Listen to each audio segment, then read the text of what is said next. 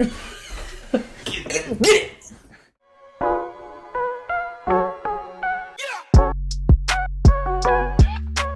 What's good, y'all? I'm back. Another episode. It's been a little bit, but tons of news because, we waited like 3 months to do it, so we're back. So first thing, gotta rep the school, man. So Kentucky sports, Kobe Keenum, the number 3 center in the country, commits to Kentucky. I think it was over Louisville, Mississippi State, and Ole Miss. So it was a big get. I think he was from Mississippi, so snatched him right out of the home state. But so that's a huge get. And then Jacob Dixon commits to UK. He's a wide receiver. Anthony Brown, which is a huge commitment, 4-star wide receiver. John Legend's nephew. I think that's dope. Dang. Yeah, so we got to have the man sing the national anthem or something. He's got to perform. But, yeah, and then lastly, for football, Nasir Addison commits to play DB at Kentucky. So that's a position that we're really thin with. That never hurts, man. But the biggest news out of any commitments today, what was it, 2.5 hours ago, Justin Edwards commits to Kentucky.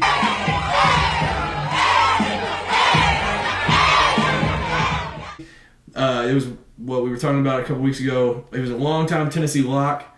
We basically gave up, fans did. But Kentucky did, and they kept pursuing him, and we wanted him. He's ranked highest at 2, and he's top 15 in every rating. 5-star, small forward. So that's huge. It's kind of rare. We don't ever get small forward commitments, so I'm interested to see how he does. But, yeah, it's a big get. This is kind of Kentucky news, but they're out of Kentucky. Sydney McLaughlin, I've talked about her before on here. She runs track, but until last year, no woman had ever run a 400-meter hurdle in under 52 seconds. Okay, but she broke that record last year. She ran it in 51.8, then 51.4 in the next race, and then the other night she ran it in 50.6. And then the girl that she was racing against, she was like the second person to ever go under 52, and she beat her by more than a second. It's just dominance. I want to know what her training is. That's what I'm saying. Dude, that's crazy improvement over and over, but yeah, that's wild. There's talks that she's the best athlete ever out of Kentucky. Respect. True. Yeah, she's only a couple years removed, so yeah, I think it's dope. But lastly, gotta beat up on the ball, not on the balls, the cards, because we don't like them. The Dirty Birds. So Malik Cunningham, everybody knows him, Wolves quarterback. He's not good, but so he said at ACC Media Day, they swear the team up the street is that much better. You stupid. Yeah, that's bold. That is bold. But let's just put up the numbers. Cats have won 153-44 in the last 3 years. Hey, I respect the talk, I respect the confidence, but the chances ain't on your side. Do something. We put a 52 on y'all at your stadium last year. You can't talk after that. Did they even beat y'all when Lamar was there? His junior year. But we beat him their good year. His sophomore year. Yeah. Where they were up to 3 in the country. Yeah. We beat them that year, so. But okay. So 2017 was the last time. Gotcha. But so I got a little streak going again. Yeah. Yeah, I was always good. All right, Tennessee sports. Just hopping straight into it. 8 Vols. Starting with football. 8 Vols in the preseason All SEC team. That's solid. Pretty cool. Hype. That's a good number. A lot of potential. I'm about to read off these watch list awards. But dude, there's so much potential this year. I can't wait. Dude, it's just getting me excited. Just seeing all the preseason stuff. Hey, soon. Very soon. I don't know how many days I'll scout now, but I know it's soon. So, Jeremy Banks, the Butt Kiss Award. This is all watch list. Jacob Warren, John Mackey Award. Jabari Small, the Doak Walker Award. Hendon Hooker, the Davey O'Brien Award. Pretty cool. Trayvon Flowers, Hendon Hooker, and Cedric Tillman. They're going to represent SEC on Media Days, July 21st in Atlanta. That's all without bringing up the transfer from USC. I can't remember his name now. The wide receiver. Yeah. She was a very highly ranked 5-star. And, it didn't work out at USC, but, maybe it takes transferring to work out. That's another sleeper, honestly. People are sleeping on him. Yeah. But yeah, I'm excited just to see how the Vols do because Kentucky was picked second in the East, but like Tennessee slept on. I got everybody back. I mean, that's a team to watch out for because I think honestly on Kentucky's schedule this year, behind Georgia, at Tennessee is probably the toughest game. Yeah. Because there's at Ole Miss, at Florida. Florida's not Florida, but yeah. So I think Tennessee is like the toughest game for us. There's all this talk about. They were talking about who's the best second team in the SEC East. The battle of the second best team in the East. But, dude, really? I feel like you all, Kentucky, Tennessee, Florida, I don't know if they're there yet. Yeah, Again, I'm not sure. They got to build back. But and then there's that random mix of South Carolina or whatever. For no reason. I don't have a clue why. That makes sense. But back to us two, I feel like we have the best chances of giving Georgia a run. Yeah. And honestly, I really do. Not being biased. It's rare. Too, because it's not often that you catch Florida down. Right. And South Carolina's usually pretty solid. This year they might slip, and then Georgia lost a ton. So it's this year of any. And with the SEC possibly going 9 or 10 regular season games, I mean it's now or never. I think we're in for a good college football year after everything that's happened. The past couple of years, whatever. But I think this is gonna be a good year. Yeah, I'm worried a little bit that the expectations might be a little too high for Kentucky. Because usually we're put 4th or 5th in the East, so we've got a chip on our shoulder. See, I feel like we're in the same boat. They're giving all this praise, Cedric Tillman this, Hendon Hooker can do this, so much praise for these guys, but that puts on the pressure now. So now you got to go out and perform because you're expected to do it. You know what I mean? Yeah, it's a lot easier to go show out. Somebody than keep that high standard. Yeah, definitely. Yeah, and with Will Levis, getting all the hype that he's getting, from the NFL, yes. That's it'd be tough on him too because he sees it. Yeah. So that's a lot of pressure. Yeah. Knowing these guys are good, I just hope it don't get in their head thinking NFL and kind of just I don't know. You know what I mean? Yeah. I hope they just try to keep building because obviously neither of our schools have won an SEC championship or even been to the SEC championship in a little bit. Maybe that's the next goal. They gotta keep trying to build. Can't get satisfied with being 8-4, 9-3, whatever. Then again, they did come back for a reason. You know what I mean? Yeah. They could have left. They could have. Yeah. But they didn't. They chose to come back. So. Yeah, definitely. I'm excited. Yeah, I'm hyped for it. The MLB draft happened.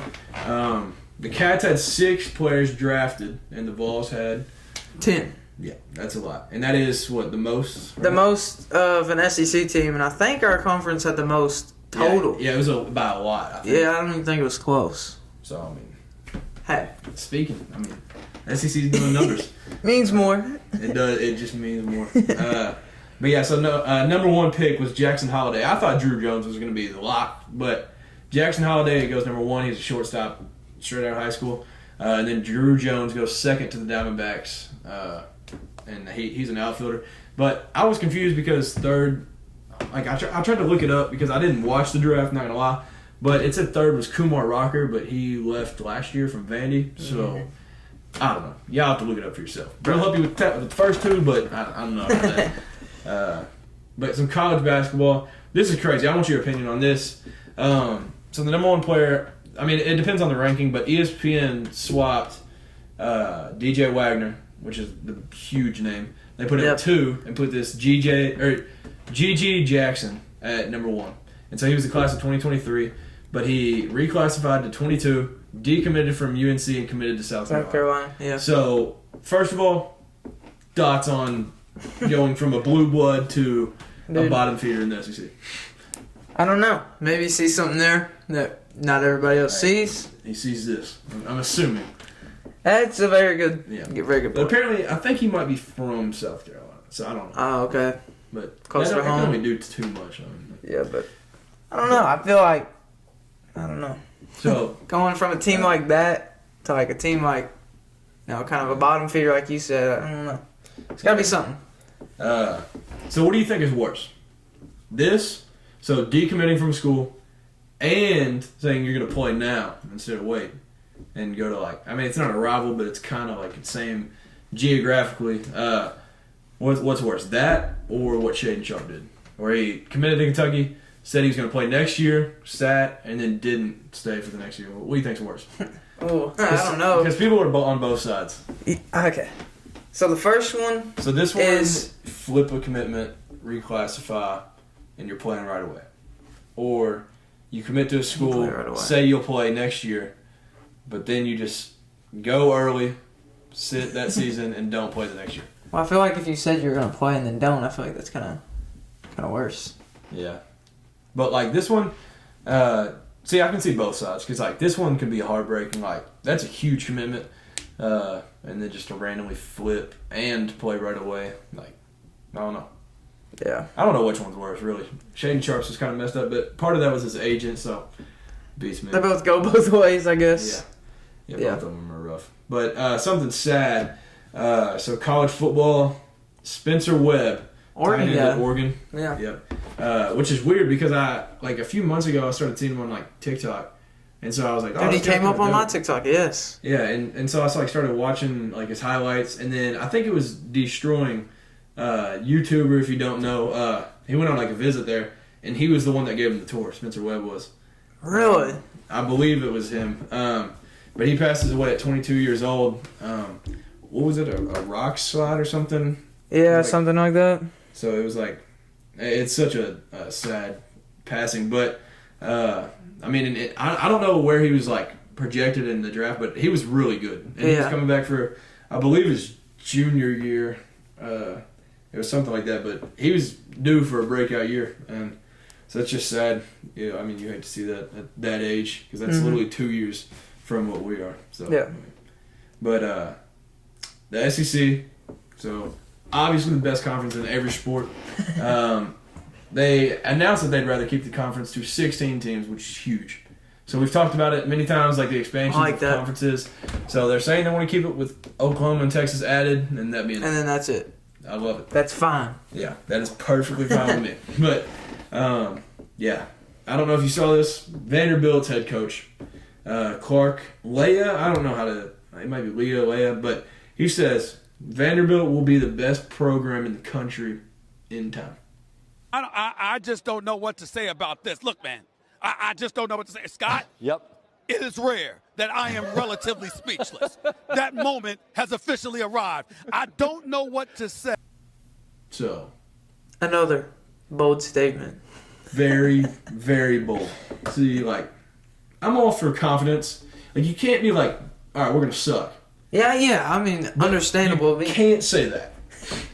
You're not, like, okay, say we're going to compete for the East. He did say in time. He didn't say, like, this year. Yeah. I mean, it could have been a lot worse, but he'd be like, we're going to be the best team in the country this year. Like, yeah, it could have been but worse. he did say in time, but now he has that pressure to do it. Like, try to win 3 games this season. Or he's on the hot seat, yeah. Yeah. But yeah, I mean, I don't know. Like, you can't say, like, we're going to suck, but, like, aim for something more manageable. Yeah. Like, I mean, you can't be like, oh, we're going to get 5 wins. That just sounds bad. But go for You the, set your goals like, high, but yeah, I know what you're saying. Yeah. Everybody Set something, like, understands. sustainable, like. Yeah. Something you can get to while you're the head coach there. I mean, I don't know, because Vanderbilt is this. Hey, you got to have hope. Starts with hope, you know. True. And, I mean, it starts with the head coach, so. Also true. But I don't know if you saw this on 3 Sports. Tim Tebow ranked as top 5 SEC QBs. Obviously, Bryce Young, no debate. Everybody knows that. Number 1, yeah. Number 1. But 2, Will Levis. So pretty cool. Him being that high. Like, you think it's respectable? Yeah. See, there's some things I would change about this list, but I'm gonna wait till the end. 3, Anthony Richardson, Florida. I mean, okay, whatever. I don't know. Yeah, but keep going. 4, Spencer Rattler, and 5, Hendon Hooker. So I think it's dope because both of our quarterbacks are in the top 5 of the 14-team conference. Should be in top 3, but it's all right. See, if this was my list, I'm going Bryce Young, Will Levis, probably Hendon Hooker, then KJ Jefferson. Yeah, where's KJ Jefferson? That's what I'm thinking. And then, I mean, I don't know who else after that. Maybe Spencer Rattler, maybe Anthony Richardson. I don't know, but I just think missing KJ Jefferson, and I think Hendon Hooker's a little too low. I mean, yeah. I mean, y'all saw the numbers he put up last year. I mean, can't be sleeping on him this year. Yeah, they were sleeping on him last year, and he performed. So yeah. But it's definitely not a bad list. He could have bless him. Like he could have just said some off the wall, just crazy stuff. But yeah, I mean, but so, coming from an SEC quarterback, I mean, he's seen the game. Yeah. I don't know. Maybe he's onto something. Maybe KJ Jefferson's overhyped. I don't know. Guess we'll see. Some NFL news. You're repping the NFL right now. Yeah. So, John Mechie, obviously played at Bama last year. He was diagnosed with leukemia. He's likely to miss the rookie season. He was a second-round pick for the Texans, and that's just horrible. It is the most curable, though. I did see. Yeah. So, I mean, that's... It's going to make for a good story. Yeah. Hopefully he he's able to recovers battle through this. And, prayers to him. Yeah. Yeah, definitely prayers out to him. But yeah, hopefully it's just like a setback for a comeback because he's got a bright future. He's a talented wide receiver.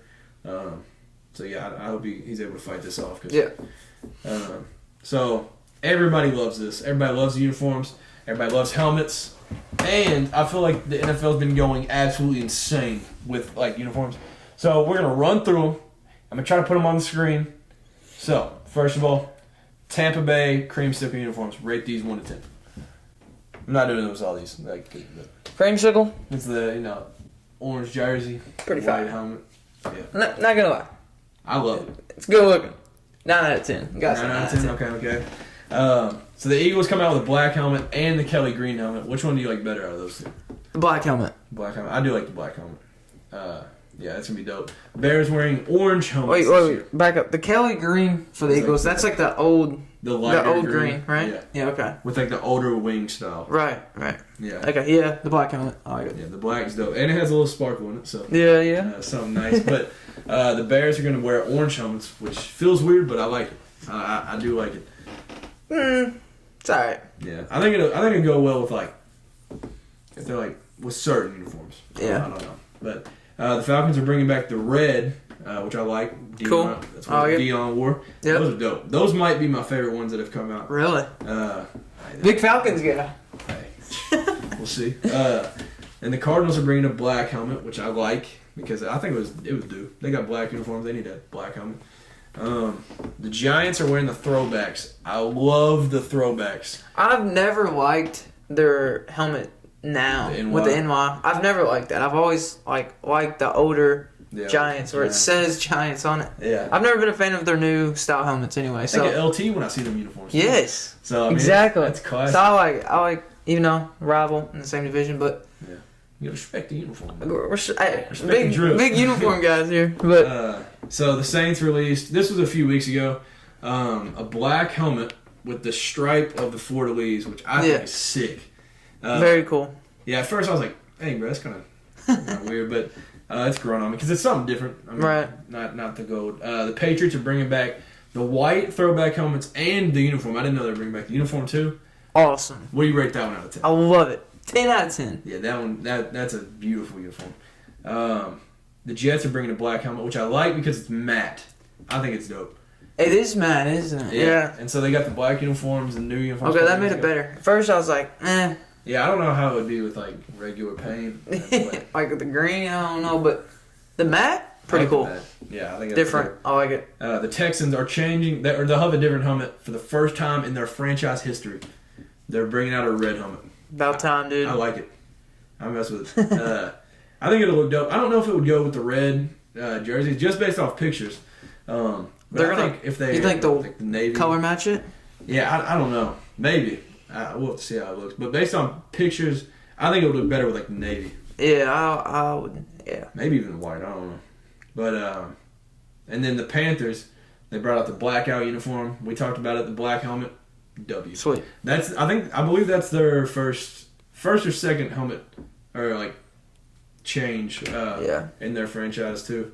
I feel like most of these uniforms that have been released this year, they've talked about it for a while, and then this year they've just exploded. I feel like everybody's getting a new uniform, but it was due. Yeah. Because I feel like I said, they've talked about it forever. They've done the edits on Instagram or whatever, and it's like, dude, they should do this. Pretty cool that they're doing it. Everybody wanted this one. Everybody across the country. The Cincinnati Bengals white Bengal helmet, bro. That thing is dope. They gotta wear it with the color rush. The all white. That's gonna go crazy. It's gonna look good. Yeah. That one. I feel like up there you couldn't really wear it with anything else. Yeah, I mean, maybe the black ones. I don't know. Maybe, but I feel like you'd have to change. I don't know. Maybe. Shoot, we'll see. And then the Cowboys. Yes, are bringing back sir. the classics. So is it the whole uniform or is it just the helmet? I think it's just the helmet. Just the helmet. The helmet's sick. Well, no, on Thanksgiving Day, I think we are supposed to wear the whole throwback. Who do y'all play on Thanksgiving Day every year? The Redskins or Commanders or what? Yeah, well, yeah. It is them. I think so. That's what we usually play. I'm pretty sure. Yeah, I know there's like Thanksgiving Day, like whatever, but yeah. So I like it. I like the changes. Like I don't want no basic uniforms every week. Like I want to see something. Yeah. See something flashy. I feel like everybody wanted black. You know what I mean? Yeah. Like it's just a good alternative. it's like everybody got a new uniform this year. Like I feel like it's all black. You know what I mean? Besides like the white Bengal helmet stuff and the Cowboys, but yeah, true. But yeah, I think another team that I would want to see do something kind of like. I mean, there's not much they can do with their colors, but the Colts, I think, would be something like a black uniform. I think it'd be sick. And I feel like the Titans could do something. Like if they go like a light blue helmet, because they had the white, obviously, and then now they got the navy. I like the light blue. I wish they'd do something with that. yeah. But yeah, so let us know. Comment down below with the best changes. Favorite uniform combo. Yeah. Or favorite new uniform that came out. Yeah. Out of any in the entire NFL. Mine, I'm probably going Dolphins creamsicle uniforms. The color rush. Those were tough. On the spot. What do you think yours is?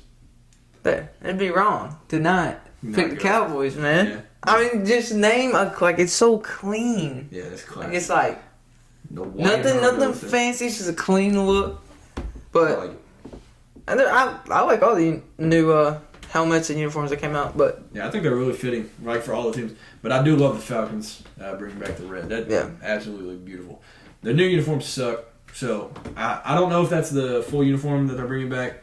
I hope so, because I don't like the black fade to red. It looks like some kid designed it, so I don't know. We'll see.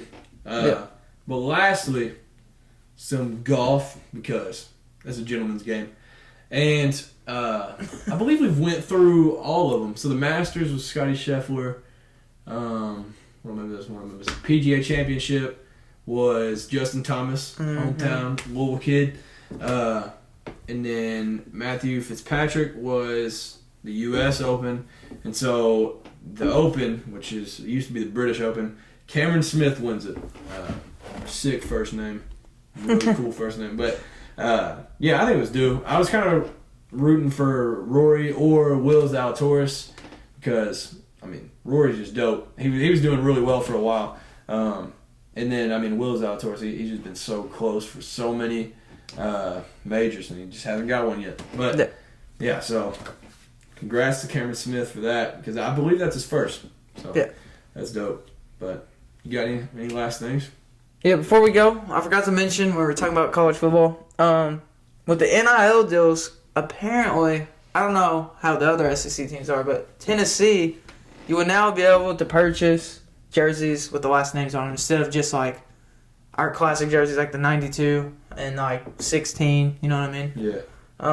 So now like you'd be able to buy like a number 5 like hooker, shirt. So it's pretty cool. I think Kentucky's doing that. I don't know. I'm sure they are, because it's like if one team's doing it, they all have to do. You know what I mean? Yeah. But Alabama just opened up an NIL store. I seen that. That's crazy. Yes. That's insane. It's a crazy world. But yeah, so I think that's it. I mean, I don't know. Probably missing something. I mean, the MLB All-Star Weekend happened, but I don't even know it. There was some crazy stat that I don't know, it was either East or West. They've won 17 of the last 20 games. I feel like it should be even. But, but I guess not. And then, Soto won? Yep, won Soto. So, I mean. He turned down I don't even know, $900 million deal to the Nationals. Yeah. That's crazy. Yeah. But yeah, so that's it for this week's episode. We do know next week we will not have an episode. But it's the offseason. Not much happening. But soon there will be football. So that'll be hype. Thank you all for tuning in. God bless y'all. Have a great rest of the week. And we'll see y'all on the next podcast. See ya.